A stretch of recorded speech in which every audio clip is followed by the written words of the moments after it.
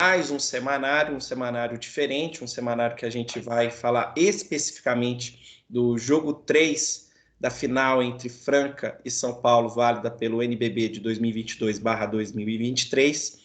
E dessa vez, eu, Rodolfo César Pino, um dos administradores do grupo Basquete Francano no Instagram, estou ao lado, como sempre, de Leto Bittencourt Júnior, administrador e proprietário das páginas do Facebook e Instagram Franca BC History, e com nós, né, fazendo companhia aqui, a nossa convidada, a Patrícia, que é uma fã. Talvez a gente pode colocar na prateleira de fã número 1 do basquetebol de Franca. Ela é pertencente ao grupo Capital do Basquete e foi uma das nossas torcedoras que fez pressão e fez a diferença no ginásio do Morumbi no jogo 3, naquela leva de pessoas apaixonadas que foram acompanhar o basquetebol de Franca nessa jornada em São Paulo. Então, primeiramente, boa noite, Dileto, tudo bem contigo? Boa noite, Rodolfo, boa noite, Pet, prazer, né? Trazer uma presença feminina no programa, muito bom. Mostra também que Franca todo mundo entende basquete, né? Se a gente trazer uma criança aí para falar, com certeza ela vai ter também coisas para falar do basquete de Franca. E a Pet tá sempre com o basquete de Franca aí, é protagonista aí no ginásio, sempre mostrada na televisão, ali gritando, apoiando, né? Tem uma história com o clube, é bom, vai ser muito legal trocar ideia com ela também. Muito boa noite, Patrícia. Tudo certo aí? Ainda se recuperando da energia que despejou lá no Morumbi? Boa noite, Rodolfo. Boa noite, Dileto. Estou recuperando, porque quinta-feira tem mais, né? Com certeza. Vamos lá, então, gente. Jogo 3, Franca e São Paulo. Eu, particularmente, a princípio, eu achava que a série estaria muito boa para a Franca se voltássemos para um jogo 4, 2-1 favorável ao São Paulo, porque eu achava muito difícil ganhar 2 jogos no Morumbi, principalmente porque a gente não estava enfrentando um adversário qualquer, a gente está enfrentando uma equipe que tem jogadores experientes, acostumados com decisões, e também muito técnica. É uma equipe que, ao longo da competição, mostrou muita resiliência, muita capacidade, não está nessa final à toa. Porém, Franca, né, está fazendo muito mais do que a gente poderia sonhar. Está sendo uma equipe que consegue superar dificuldades e criar dificuldades até em território hostil.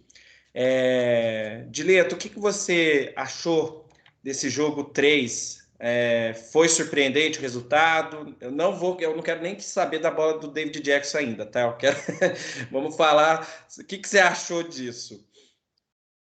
Não, primeiro, engraçado, né? Eu até falei com a Paty antes do segundo, quando a gente perdeu o primeiro jogo, e quando o Capital do Basquete fez uma reunião, um apoio para dar lá para os jogadores no ginásio, porque eu acho essas questões muito legais, isso ajuda bastante os jogadores, se sentem muito acolhidos, né? Já ali já começou uma situação para o basquete franco a tentar virar a série, né?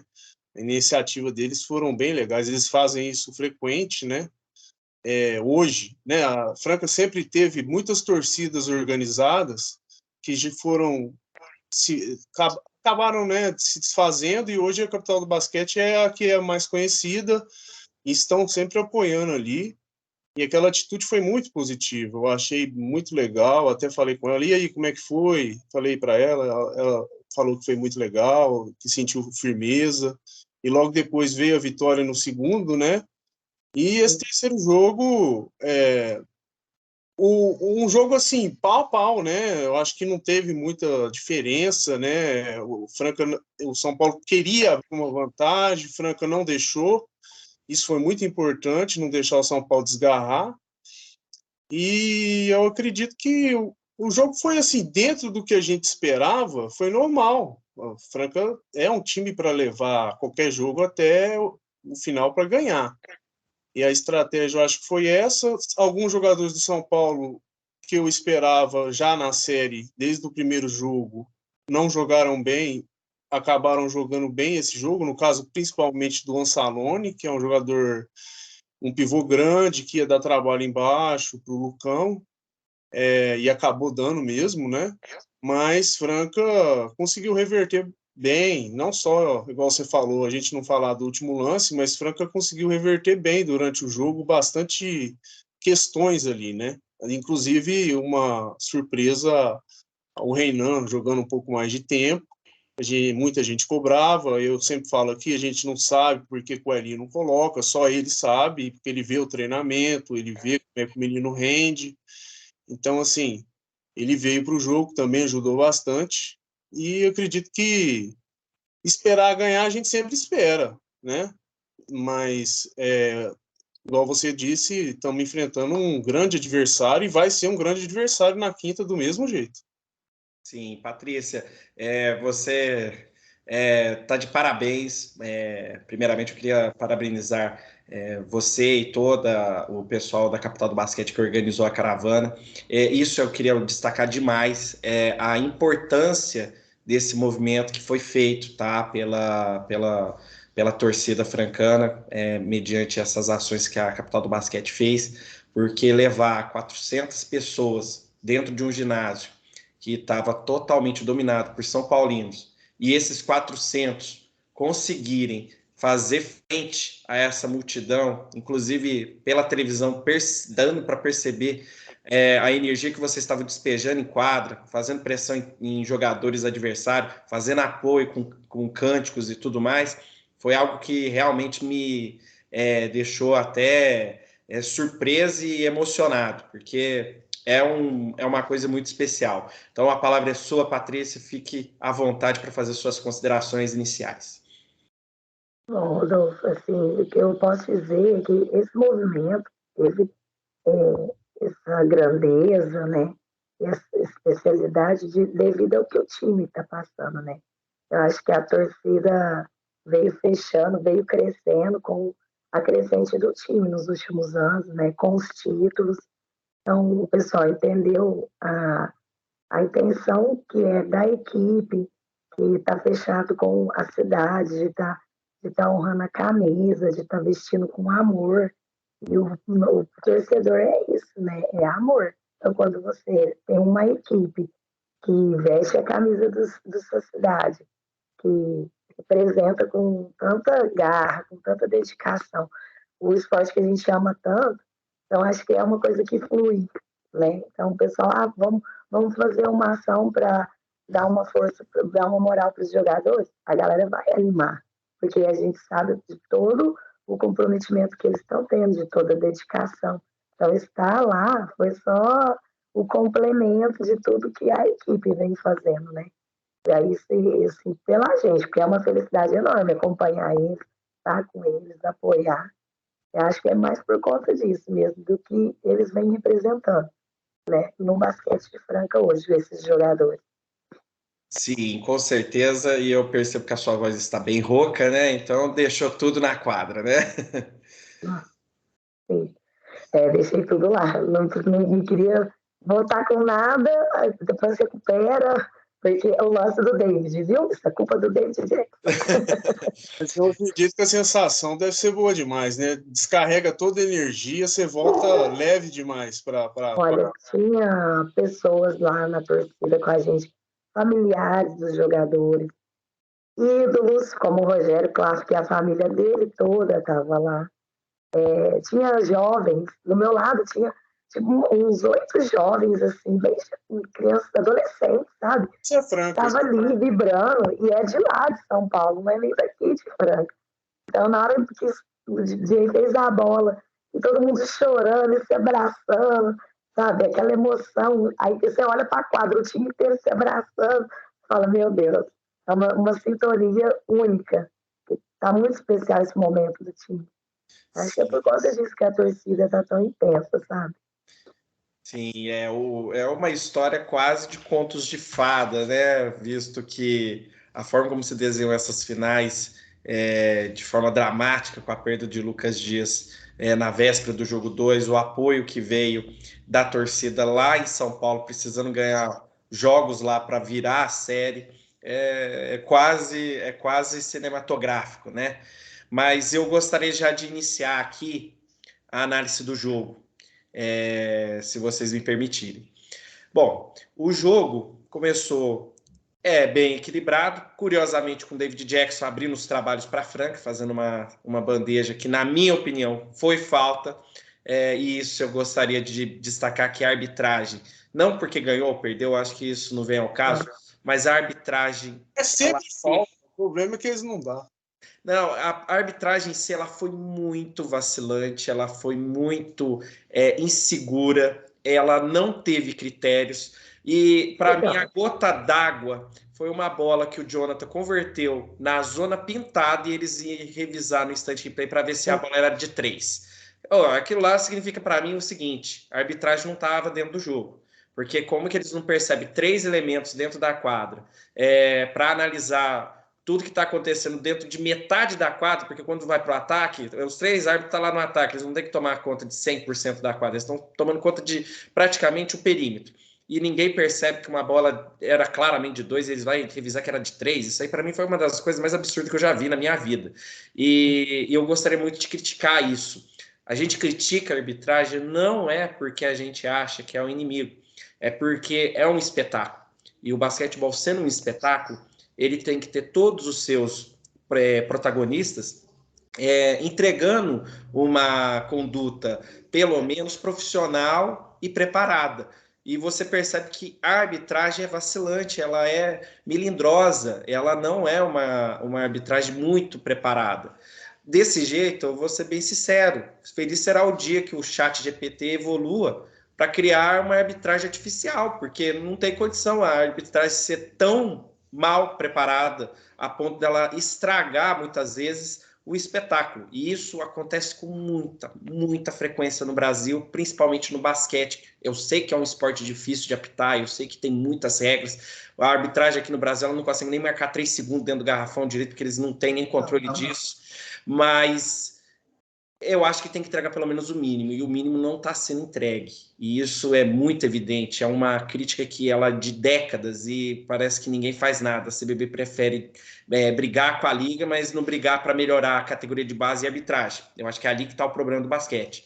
Então eu queria só enfatizar essa crítica, porque isso foi uma coisa que me deixou muito estarrecido quando eu vi a forma como estava sendo feita a arbitragem no jogo. Eu cheguei a comentar uma vez com o Dileto sobre essa questão. Eu acho a arbitragem no Brasil muito amadora. Talvez se houvesse por parte da Liga um profissionalismo, como fizeram no futebol, para melhorar a arbitragem no futebol, melhorava, sabe? Investir em cursos, em treinamentos. Porque, assim, para você ser árbitro hoje, você tem que pagar, você tem que bancar estadia, você tem que, sabe, se deslocar. Não tem um incentivo, não tem um profissionalismo. Eu vou te dar um dinheirinho, aí você vai lá e apita um jogo. O mesmo árbitro que apita um jogo profissional, uma final de NBB dessa categoria, apita um jogo amador. Então você olha e você fala, não dá, entendeu? Tem questões assim, que eles não dão falta para nós. Eu vou falar de um lance do jogo do Lucão. Foi falta no Lucão no ataque, ele não deu. Na volta, ele deu falta e deu técnica no Lucão, porque o Lucão questionou e mostrou ainda no telão lá no jogo, na quadra. O Lucão falou, olha lá, no telão. Foi muito clara a falta. Tipo, se você apitou para um lado, por que você não apita para o outro também? Tem muitas essas questões que acontecem durante o jogo. É onde a gente fala, além de ser ruim, não tem critério e é tendenciosa em algumas situações. Sim, e esse que eu acho que é o principal problema, ela não tem critério. Se ela ainda fosse ruim com critério, você pelo menos tem uma linha de argumentação, mas ela não tem critério. E eu, sinceramente, eu não gosto de colocar culpa e peso em arbitragem, mas isso tá ficando chato.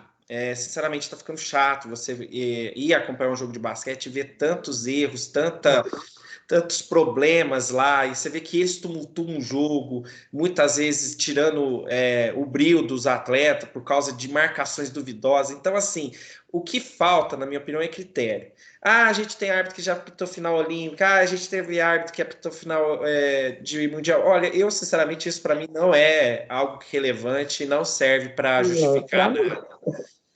Isso você olhar e falar assim, o que ele fez para estar lá, né? Quais critérios usaram para ele estar lá? Ou colocaram ele lá porque precisava de um representante nesse país. Pois é, então, lá. Eu não Aí eu vou acho fazer isso... uma Moldova, vai você lá, então. Sim, eu não acho isso um argumento válido para discutir que a arbitragem brasileira está evoluindo. Pelo contrário, ela não está evoluindo. Ela está muito parada e ela tem que evoluir, porque ela evoluindo, ela vai melhorar o jogo. Eu tenho certeza.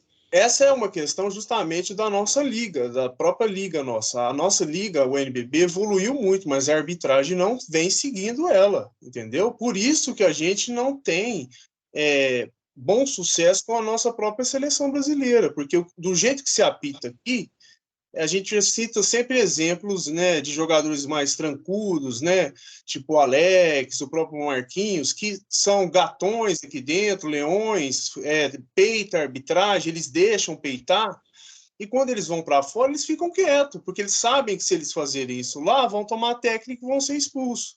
Então a arbitragem aqui, ela não evolui, se renova muito pouco. O Renatinho estava aposentado, teve que chamar ele para apitar de novo, para você ver. Não tem renovação na arbitragem brasileira. E a falta de critério parece ser tendencioso, porque quando eles vão apitar lá fora, você não vê esse tipo de situação. Eles mesmos não... Sabe, aqui parece que eles querem ser protagonista do jogo. Querem, toda hora eu quero ir lá ver o jogo lá na TV, lá no instant replay, o que aconteceu. Quer parar o jogo toda hora. Né? Lá fora eles não fazem isso. Lá eles deixam o jogo correr. Porque, assim, eu até comentei com a Pet, tem uma nova geração surgindo, algumas boas pessoas, eu acredito que sim, mas são poucas pessoas ainda para renovar bastante, né? E o principal aí é falta de reciclagem, né? São árbitros que precisam estar em estudos constantes, né? Não é só entrar e aprender, tem que estar sempre reciclando, né? O jogo que se apita aqui no Brasil não se apita na Liga Sul-Americana, não é a mesma arbitragem. Aí você vai para a Champions, não é a mesma coisa. Aí você vai para a seleção, não é a mesma coisa. Então tem alguma coisa errada. E quem gere tudo isso é uma entidade só, é a FIBA. Então se apita de um jeito só. Tem que ter critério. Sim. Agora, saindo desse marco, que infelizmente eu quis entrar, porque não tem jeito, infelizmente foi... Não, infelizmente foi algo que me chamou muita atenção e me chateou. Sinceramente, eu vi que ela, no nível, ela foi mais baixa, principalmente nesse jogo.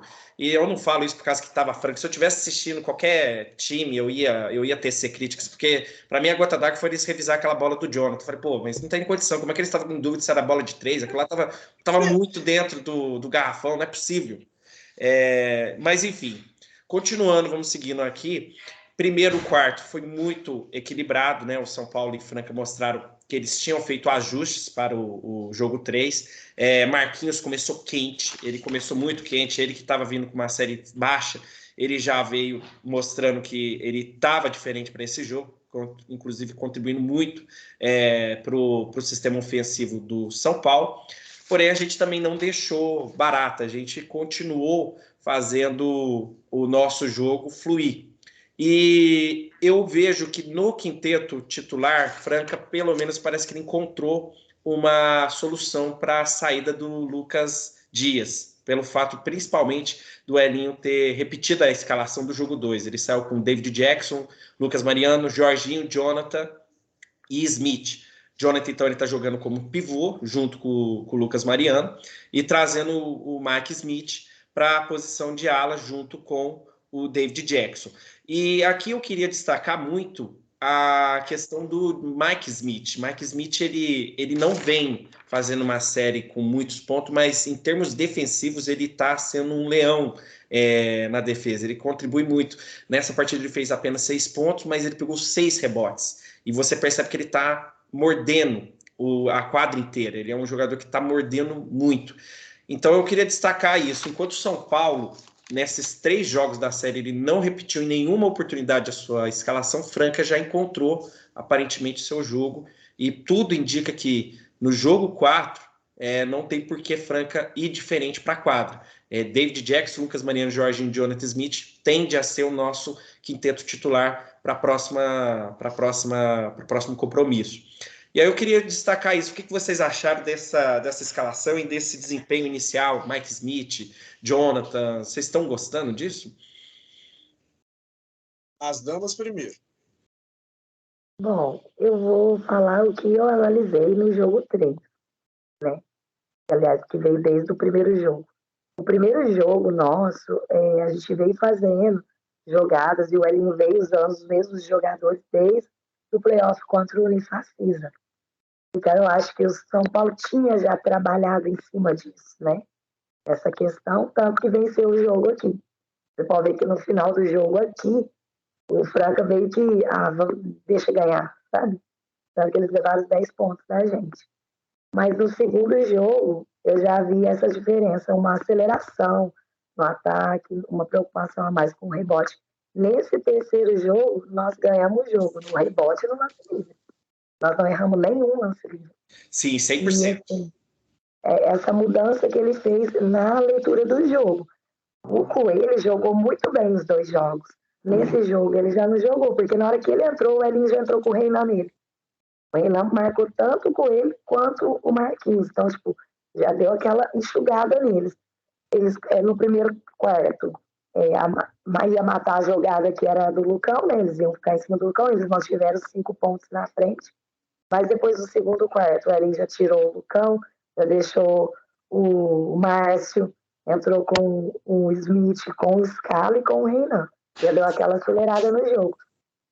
Alcançou o placar, já voltou com o Jorginho, já voltou com o David, já cadenciou o jogo. Tipo, acho que não se explorou tanto para levar o jogo ali até o final e ver o que ia dar. E o São Paulo, eu acho que sentiu essa rotação de mudança de jogada do time.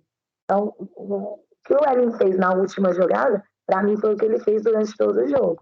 A estratégia foi de analisar o que o São Paulo estava defendendo, porque eles vieram para isso em cima da gente nesses jogos agora. Eu vou destacar, além do Smith, que você destacou, Rodolfo, o que a Paty falou, do Reinan também, né? A gente vinha comprando o negócio do Reinan e vou repetir aqui o que a gente fala. Muita gente critica o Elinho, coloca o Reinan. Mas a gente não sabe, isso só quem sabe é o treinador. Ele está lá vendo o dia a dia, então ele sabe onde o menino pode render, onde ele não pode, se é agora ou se não é, se ele tem algum problema físico ou não, né?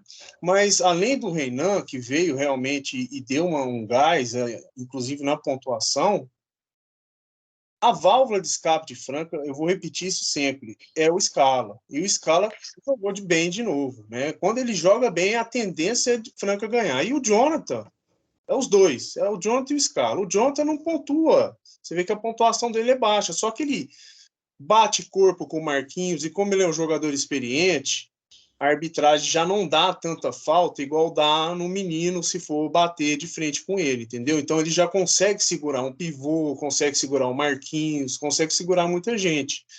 Então eu acho assim, quando esses jogadores que vêm do banco rende, principalmente o Scala, que é um jogador que a gente espera sempre a válvula de escape dele, Franca tem uma tendência muito maior de ganhar o jogo. E o Smith é o que eu falei desde do primeiro jogo, do segundo jogo, quando já estava sem o Lucas Dias.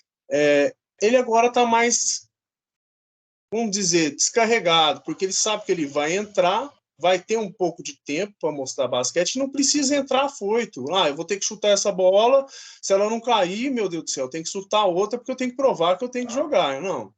Agora, se ele chutar, se não cair, ele sabe que ele vai ficar na quadra, então ele vai ter tempo de mostrar o basquete dele, e ele está não só fazendo isso, igual você falou, na questão dos rebotes e tudo, ele acelera bem o jogo, né? Ele acelera muito o jogo, e isso para a Franca é o que Franca gosta, é correr quadra, entendeu?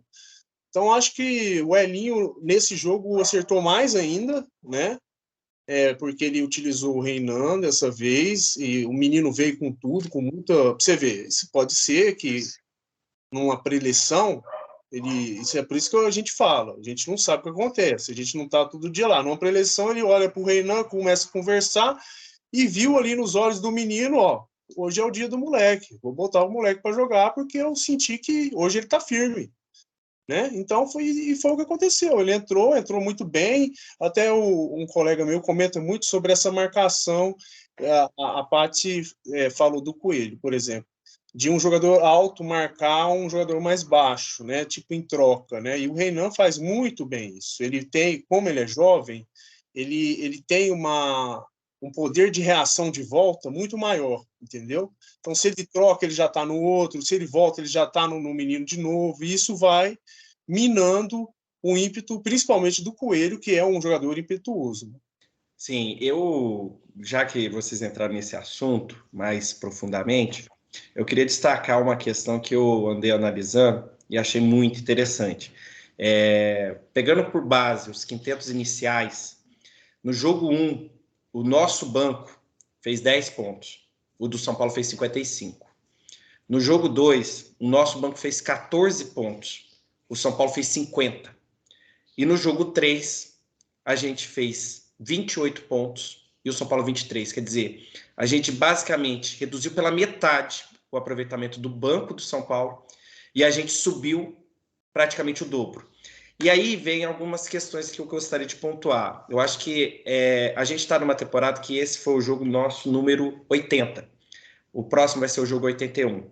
A gente vem de uma temporada extremamente desgastante. A gente está fazendo praticamente uma temporada de NBA. Comparada à temporada anterior, a gente já jogou mais de 20%.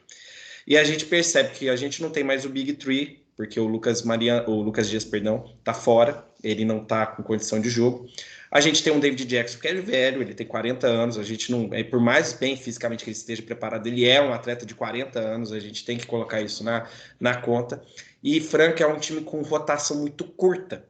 Então, se a gente pegar e perceber, esse fato do Renan ter entrado, ajudando, e de fato ele entrou muito bem. Ele, na série, os 2 primeiros jogos, ele jogou 2 minutos e alguma coisa. Esse jogo ele jogou 12 minutos. Eu acho que tirar 10 minutos para descansar alguns atletas protagonistas em Franca ajuda no final, para ter esse gás a mais no final. E eu gostaria muito de destacar isso, essa evolução. Porque se a gente pegar, por exemplo, o desempenho de Márcio, Scala, Renan, eles contribuíram muito para o jogo. Eles fizeram o banco aparecer de Franca. E aí tá aí, 28 a 23. A gente cortou muito e dobrou a nossa produção. Eu acho que isso foi essencial também para a gente chegar no ponto final do jogo, que foi muito pegado com a bola do jogo. Alguém quer comentar? Fique à vontade. Isso, de uma certa forma, essa rotação mais alta que teve nesse jogo cansou a defesa do São Paulo. Eles não iam aguentar esse ritmo, que foi muito intenso. O Renan, ele está trabalhando praticamente na mesma posição do Jonathan, se você for ver. Ele ajudou muito no bloqueio de rebote, ajudou muito na troca lá embaixo, né? Recuperou bolas, ajudou o Smith e o Scala a recuperar a bola. E a gente fez o contra-ataque, né? Teve 3 contra-ataques que ele fez. Então, assim, isso é cansativo para outro time, porque outro time trabalha, e o São Paulo certamente ia trabalhar as jogadas e a defesa em cima dos principais jogadores nossos. Ainda mais que os meninos não estavam entrando. Até o Marília entrou e marcou bem, até demais o Marquinhos. Ajudou muito na defesa. Então, assim, eles não estavam estudando, não tinham estudado para isso. Certamente eles não estudou os meninos por causa desse tempo que eles não vinham tendo de quadra, né? Franca, naturalmente, ele é um time que você já espera que vai ter volume de jogo em cima de algumas peças, né? Eu acho que esse é o ponto crucial.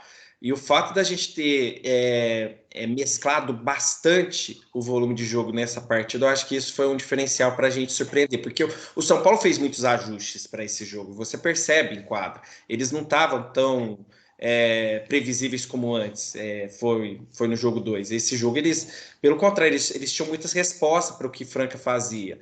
Só que aí veio, né, o dedo do técnico, veio a expertise de lançar a quadra alguns jogadores que não estavam atuando para fazer um trabalho de revezamento e também, né, de defesa em cima das peças do São Paulo. E isso eu acho que foi fundamental, né? Eu acho, por exemplo, que o Banco de Franca às vezes não rende muito, não é por culpa do Banco de Franca, é por culpa que a gente tem um Big Three que faz 70 pontos se deixar, né? 80 pontos. Né? Então, literalmente, os meninos, ou até mesmo os mais veteranos, quando entra, não pontuam tanto, né? E agora, com o Lucas Dias fora, para mim, o David Jackson sempre foi um Big Three. Ele é o Big Three, só que, entre aspas, sem nome, né? Ele está fazendo parte porque ele é um grande jogador, né? Sempre foi, mesmo numa idade que a gente sabe que é uma idade que pesa, mas ele tem o mesmo status de um Big Three da vida. Mas com a saída do Lucas Dias, com certeza alguns jogadores teriam que assumir mais a questão dos pontos, né? Porque senão não tem como ganhar. E o São Paulo, você vê, perde o jogo, mas o time inteiro pontua, entendeu? Mesmo perdendo na questão que você citou dos bancos. O time inteiro pontua, né? E Franca, às vezes, tem alguns jogadores que zera, né? E é onde vai fazendo a diferença ali e às vezes acontece a derrota. Por isso que a expectativa, eu sempre falo do Scala, não é, né, ele fazer 20, 30 pontos, não, é ele vir e fazer o que ele faz, as bolas de desafogo, uma marcação diferente, né?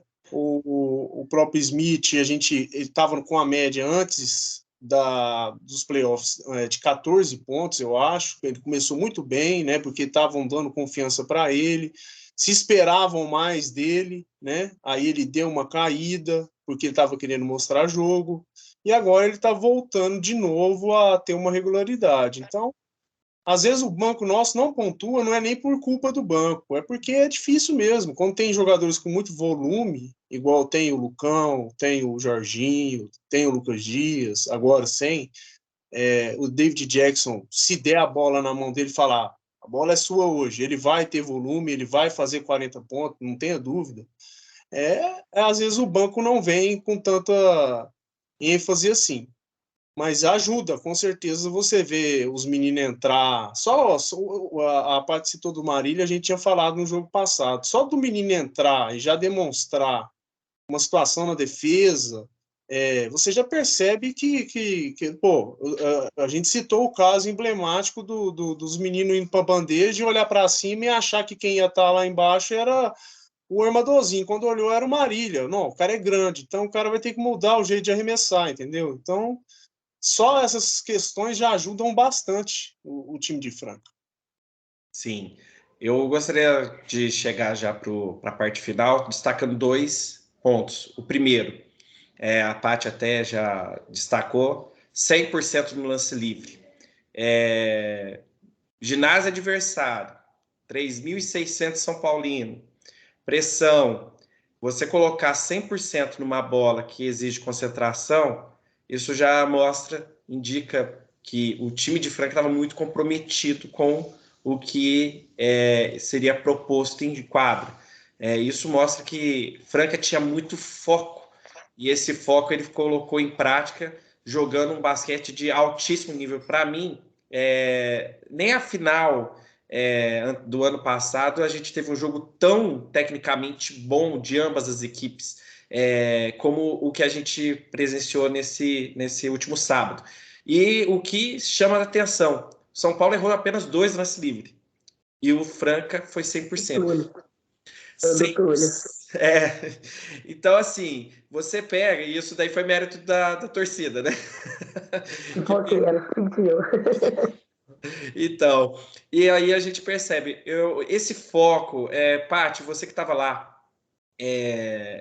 na quadra, tem coisa que na televisão não mostra, os tempos técnicos, paradas. O que você percebeu? Você viu algo de diferente em Franca do que a gente costuma ver? Porque eu achei muito impressionante esse foco, esse comprometimento.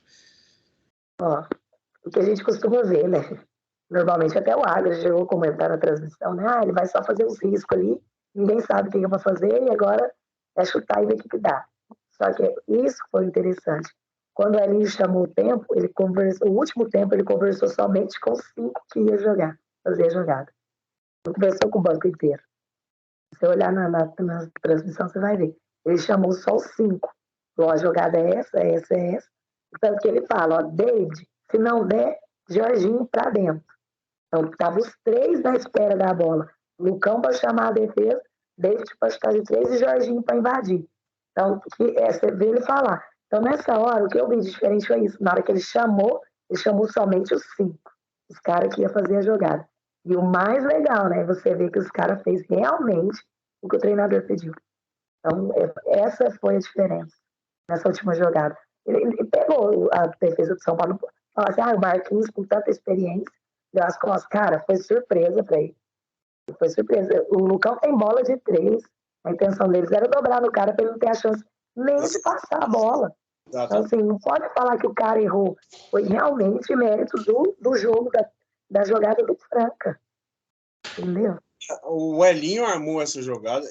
Nossa, fazia tempo que não simpatizava uma jogada feita pelo treinador e tão bem executada, né? Ali, é igual a Paty falou, a questão do Lucão, quem é o clutch de Franca, né? É o Lucão.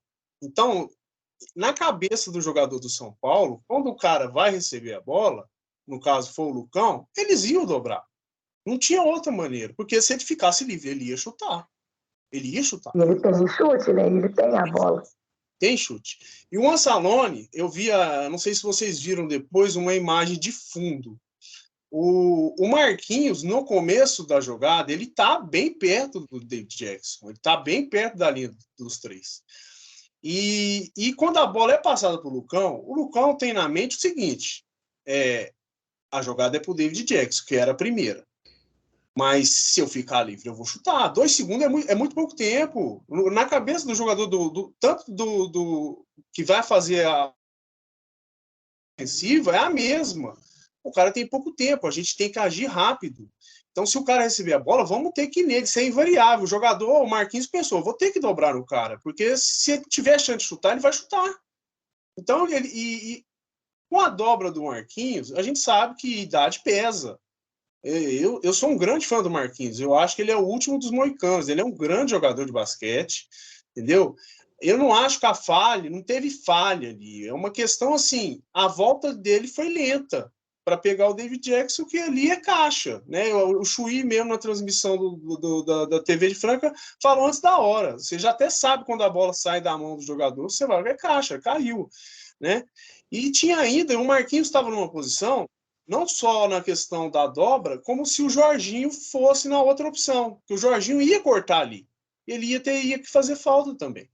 Então, assim, e aí depois do jogo, nessa imagem que eu estou citando para vocês, ainda o Marquinhos fala para o Mortari, mas o Ansalone demorou a chegar. Mas não demorou nada, porque o Lucão recebeu a bola, o Ansalone já estava em cima. Não tinha jeito. Ali, se o Lucão, inclusive, eu acho que se o Lucão tentasse arremesso, era se não fosse uma arbitragem normal, né, que a gente fala, provavelmente era uma falta com um arremesso ali, entendeu? Então, a jogada do Elinho, ele deu 3 opções, né, e caiu na opção mais mortal que podia cair, que era o David Jackson. Ele foi menosprezado, a verdade é essa. Ele foi menosprezado, entre aspas, porque todo mundo sabe que ele tem chute, mas todo mundo sabe que o clutch do Franca hoje é o Lucão. Então, eles acharam que o Lucão ia receber a bola, por ser grande, ia pegar e chutar.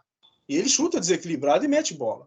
Mas deixaram um jogador, o David Jackson, que a gente sabe que tem esse aproveitamento.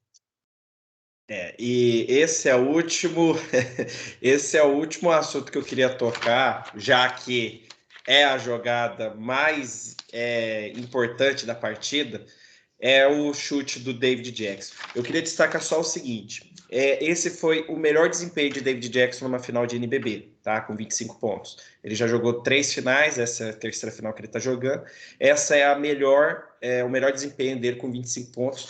E na carreira dele, ele só teve em playoffs 4 jogos acima de 25 pontos. Então, para você ter uma ideia de quão grande foi a atuação do David Jackson. E se a gente citar esses 4 jogos, eles têm mais de 8 anos que ele fez partidas com mais de 25 pontos. E aí que tá, ele começou o trabalho fazendo os 2 primeiros pontos e ele encerra os trabalhos de Franca com uma bola de 3, uma bola que o chute que ele deu foi muito equilibrado, mas aí a gente tem que destacar o seguinte, a partida, embora ela tenha sido ganha ali, ela foi ganha ao longo do jogo, e o David Jackson, ele estava em todas na partida inteira. Você via que ele estava entrando para dentro do garrafão a partida inteira para disputar rebote. Você via que ele, embora ele seja um ala relativamente baixo assim porque ele não tem 2 metros, mas ele estava sendo muito físico dentro do garrafão. E aí veio a última bola, quando o braço já está cansado, e ele dispara uma bola perfeita. E é isso, né? Vamos destacar qual que é a importância, né, de David Jackson numa situação de jogo dessa. Quão bom é, né, ter um jogador como o David Jackson jogando a favor de nós. E é isso que eu queria destacar. É o melhor desempenho dele em finais, um sujeito que está beirando a aposentadoria. Quer dizer, quanto suco ainda sai dessa laranja, né? Tem que sair mais, tem que sair mais. Eu só tenho pena mesmo da defesa adversária, que não consegue marcar esse homem. Pois é, e ele está fazendo a diferença, e eu acho que eu não sei se essa final já está com a votação encerrada para melhor estrangeiro do ano. Mas se tiver, isso vai ser uma pena, porque o que o David Jackson fez nessas finais era digno de mudar o prognóstico dessa votação, porque tudo indica que o Shaq Johnson deve ganhar. Se não votaram, podem mudar, né? Porque eu confesso que... Seria justo, né? Mudar. Eu acho que o David merece muito. Porque jogos finais, né? O Shaq Johnson é um grande jogador, ele foi muito eficiente o campeonato inteiro, né? Eu até disse aqui, eu votaria nele, né? Mas aí você vê um jogador igual o David Jackson, eu sou fanservice do David Jackson, né? Eu falava pro Elinho, quando eu converso com ele, eu ainda falo, não deixa de trazer um americano para Franca, não deixa, tem que trazer, né? E Franca vocês podem ver, na fase SESI mesmo, Franca é um SESI antes e pós David Jackson. Quando ele chega, ele deu os títulos todos que Franca tem. Não ele, eu falo assim, ele deu os títulos. Eu falo, ele foi um dos primordiais pontos para Franca começar a ganhar campeonato. Porque ele é um jogador de um nível que a gente dificilmente, isso a gente sente muito, porque dificilmente a gente vai achar um jogador desse nível, porque não é só tecnicamente, né? Ele é um jogador comprometido. Essa bola que o Rodolfo falou do cansaço, quem vê os treinos lá, vai lá, você vê que ele chega treinando daquele jeito, o time vai embora e ele continua treinando daquele jeito, no mesmo lugar, na mesma coisa. Ele é um jogador muito consistente, né? Então, assim hoje eu falo que ele, para mim, é o maior estrangeiro que jogou no Franca. Essa discussão ela era complicada até um pouco de tempo atrás. Agora eu acho que ela não deixa muita margem, principalmente pelo que foi produzido. Se a gente pegar estrangeiros na história de Franca, o Vargas não ganhou tanto título quanto o David Jackson. Eu falo que o David é maior por conta disso, pelo que ele fez pela equipe, por tudo que ele conquistou pela equipe do Franca. Eu tenho ressalvas, né? Mas eu coloquei ele no meu top 10 e olha que para entrar no meu top 10 é complicado, mas assim, eu tenho ressalva porque há o currículo e o jogador que você viu jogar, vamos dizer assim, entendeu? E eu concordo com vocês, em termos de currículo, nenhum dos outros vai chegar perto dele, nem o Dexter chegou perto dele. Não. Né? Eu vi o Dexter, viu? Tecnicamente, sim, você vai poder discutir vários estrangeiros. Tem pelo menos uns 10, cada um de posição aí, que você fala, não, esse cara era muito melhor. Entendeu? Mas o David Jackson, ele conquistou o seu espaço em Franca, está há muito tempo em Franca já, o que é difícil para um estrangeiro ficar, né? Então, assim, ele é um jogadoraço, né? E a gente torce muito para que ele tenha mais um ano ainda em Franca, né? E se ele sair, aposenta em Franca, e se a gente consiga, nos confins do mundo, achar um jogador igual ele. Sim, é um jogador Tá bem. diferenciado. É um jogador diferenciado que com certeza vai fazer falta se Franca perder. Ele ainda tem muita gasolina no tanque ainda para contribuir. Isso eu não tenho dúvida. Bom, gente, eu vou começar agora o encerramento. Alguém tem mais alguma opinião, alguma amostra? Eu gostaria de encerrar aqui só falando da questão da torcida. Olha, parabéns ao que vocês fizeram lá. 400 vozes escalar 3.600 não é para qualquer um. Isso daí foi algo que me chamou demais a atenção e eu acho que os parabéns são poucos. Vocês, de fato, a gente está falando do banco, né, do Franca, que esse foi o melhor jogo do banco de Franca, que fez 28 pontos contra 23. Mas aí tem um fator banco, sexto jogador que não entra na quadra, mas que carregou, energizou aquela quadra, que eu acho que foi o grande diferencial, talvez, para essa troca de rendimento. A energia estava muito forte ali, né? Estava muito positiva. A Paty citou, ela já foi em várias excursões, né? Em 98, aquela final emblemática também, a mesma coisa, a torcida estava muito vibrante. Teve jogos no Paulistano, vários jogos de virada, na época do Derek Lenk. Então, a torcida de Franca, quando ela comparece num ginásio, ela tem um diferencial. Não O tem dúvida. Bauru, aquela bola do Alex em cima do Alex. Né? Nem foi emocionante igual foi essa. Não tem. Essa realmente, eu acho foram privilegiados de primeira mesmo, porque ver em loco uma bola dessa, assim, e ver a união depois, né, o abraço, todo mundo ali, é uma coisa assim que emociona mesmo, né? Mas a torcida de Franca, quando ela está em qualquer ginásio, os jogadores eles se sentem muito acolhidos, né? Pode ver que a maioria dos jogos, quando a torcida vai, o time geralmente ganha, né? Então, muitos parabéns. Eu acho que ter uma torcida como eles, como foram outros, a gente não pode esquecer de outras torcidas que foram também. Pessoas que, igual ela falou, já pegou o carro, foi sozinha. Tem vários torcedores que fazem isso, entendeu? Isso é muito legal. Acho que só tem Franca, na verdade, só tem Franca. Se for jogar lá no Amazonas, vai ter alguém lá com a camisa de Franca lá, não é? A gente não pode colocar time de futebol no meio. Estamos falando de time de basquete. Né? Time de basquete, Franca vai ter um torcedor em qualquer lugar. Muito bom, gente. Então, é isso. O programa de hoje vai ficando por aqui. Novamente, eu gostaria de agradecer Dileto Bittencourt Júnior, meu companheiro aqui de caminhada semanal, pelas suas análises, pelo seu companheirismo. E também agradecer a nossa convidada especial, a Paty. Obrigado por ter atendido o nosso pedido. Espero que tenha gostado desse bate-papo, espero que tenha sido agregador. E as portas ficam abertas para uma nova oportunidade, viu? Obrigado, Dileto. Obrigado, Rodolfo. Desculpa ter demorado. Adorei participar e pode me chamar mais vezes. Eu vou estar aqui. Encerramento é contigo, Dileto. Não, agradecer ela, igual uma presença feminina também é muito legal, porque eu falo feminina, masculina, menino, né? A questão é fazer entender por que Franca é a capital do basquete. Porque todo mundo entende basquete, entendeu? Você pode perguntar para qualquer tipo de pessoa, qualquer gênero de pessoa, que ele vai saber o que é basquete. Então, quando a gente fala que Franca é a capital do basquete, é por isso. Porque todo mundo sabe um pouco de basquete. Perfeito, gente. Muito obrigado, então. Se tudo der certo, o próximo semanário a gente vai estar falando sobre o campeão do NBB. Quem sabe e tomara, né? Eu vou estar aí, não é possível que o time vai fazer isso comigo, né? Não é possível. Perfeito, gente. Muito obrigado. Até a próxima. Até mais.